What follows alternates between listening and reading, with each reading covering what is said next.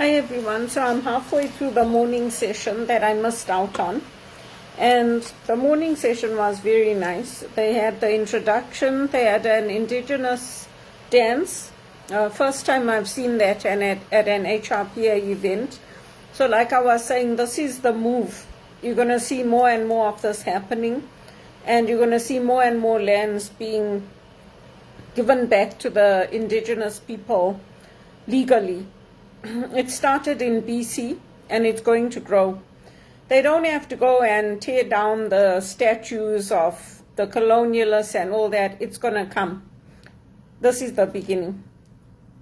And I guess they wanted us to think about one thing that we can take away to our organizations to make people feel included, valued, and heard. We had an introduction by Sonovo, which is a science and tech company, and how they've grown in what they're doing, and they're helping with,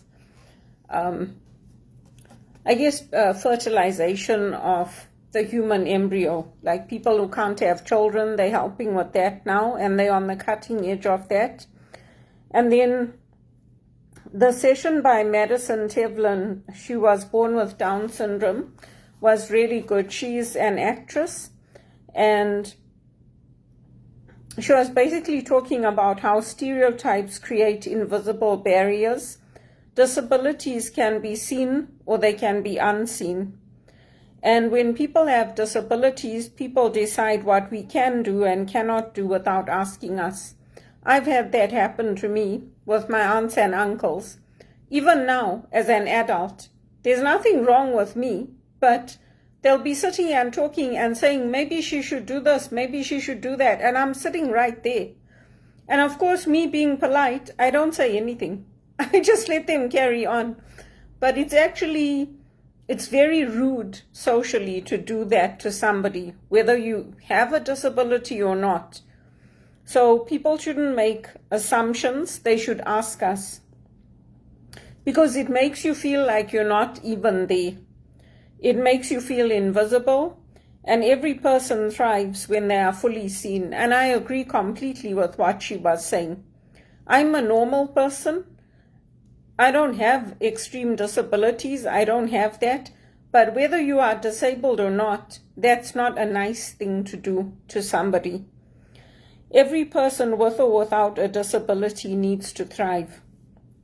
So she basically walked us through how when she was born, her parents were given the option by the hospital to leave her there and to give her up for adoption. They gave her parents a full list of everything that they said she would not be able to do. And I've seen this with other children too. Like, you'll not be able to walk, you'll not be able to talk, you'll not be able to live a full life. So give this child up for adoption. But here she is, thriving, and thanks to those who believed in her living a full life.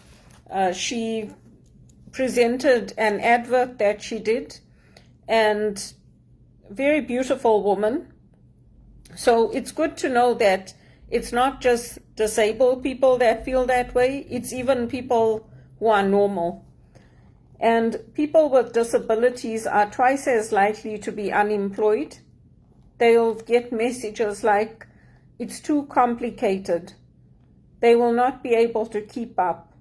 And I've had that too. I've had those messages sent to me from my aunts and uncles, especially my Aunt Elise. I don't think this is going to work. I don't think you'll be able to manage. I don't think you'll be able to hold a full-time job. And these assumptions are wrong.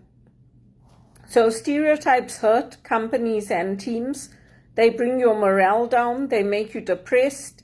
They make you look at all the negatives in life. And she brought a very positive perspective to it, because she talked about how she brings her talents, her ideas, and her perspective to life and to an organization. More people are starting to hire people with disabilities, and that's a good thing. I still think Canada's backwards, because when we grew up, people were just treated as one. We were all one in Zimbabwe.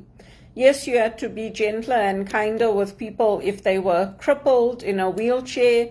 You had to be more cognizant of how you were dealing with somebody if you know that they have a disability. But over here, the messages that are sent to us are not positive. And this is me talking as a visible minority woman. So if I make a mistake on the altar, I'm removed from the reading list completely. But if the priest makes that same mistake, or if a white person makes that same mistake, they're not removed from reading on the altar. They want to find me something less stressful that might be a better fit for you. But I've been reading in the parish since 2007. I helped with the Eucharist. I led the children's liturgy. I did a number of things with Father Larry. So this is what I'm saying. When somebody new comes in, when somebody different comes in, then they want to run it the way they see fit.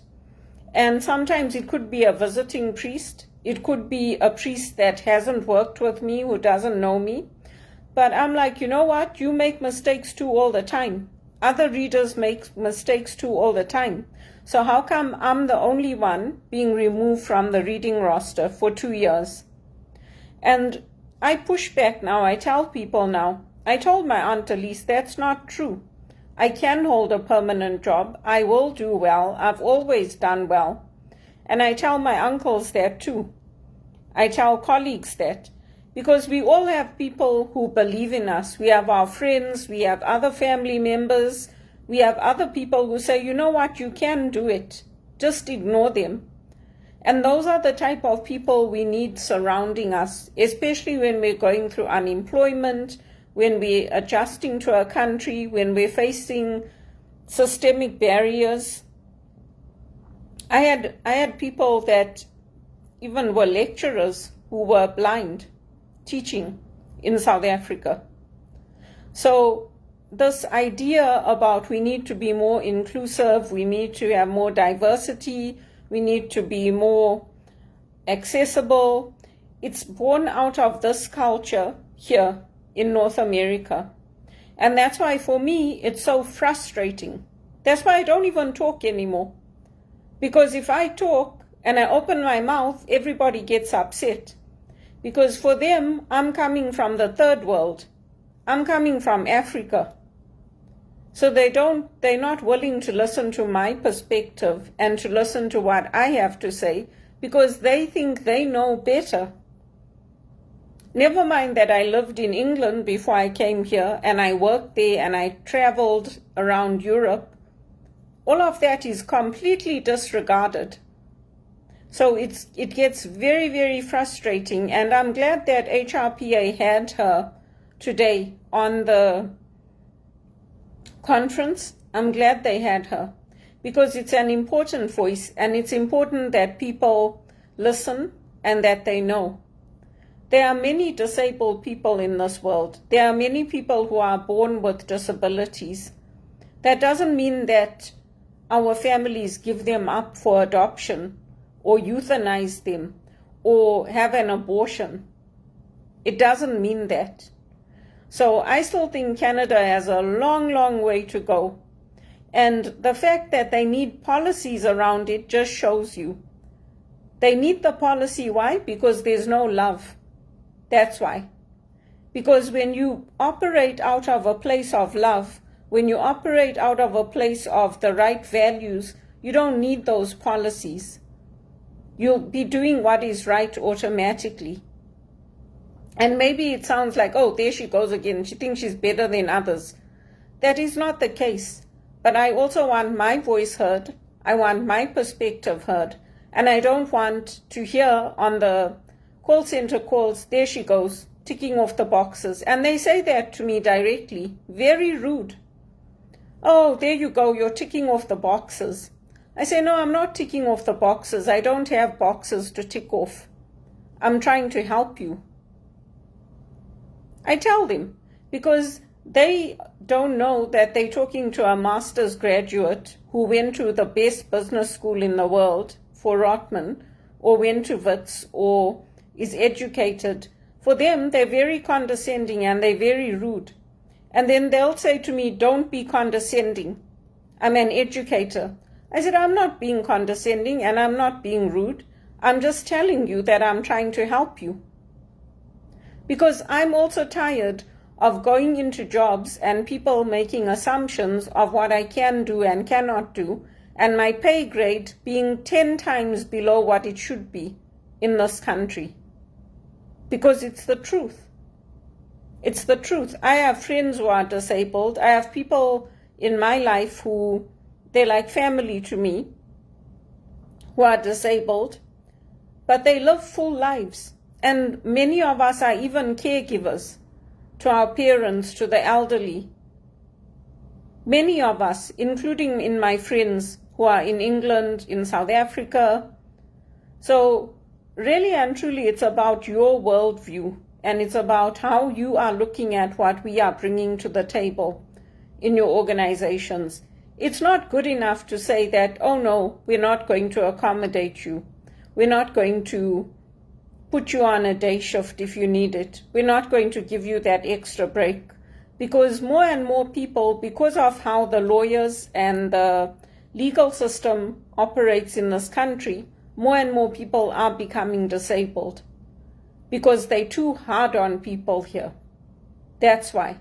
Because when you start out with low anxiety, and then you land up going from low anxiety to having stage 2 hypertension, that is not something I brought on.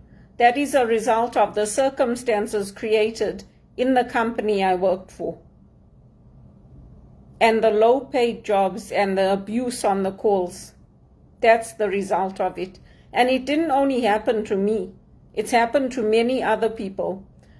Many of my supervisors left there because, like me, they landed up having extreme problems with their ears hurting them, getting tinnitus. So they took them off the calls, they made them supervisors. And then even that, they couldn't handle. It's a pain to sit with those headphones. So from there, they got out and they went into other companies. I'm also waiting for my break. I don't give up. Every day I sit and I apply for jobs.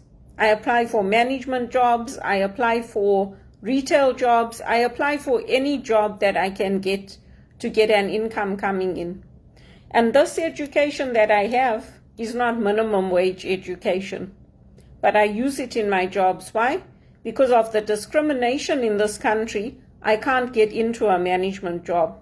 I can't get the financial support that I need to help with my rent.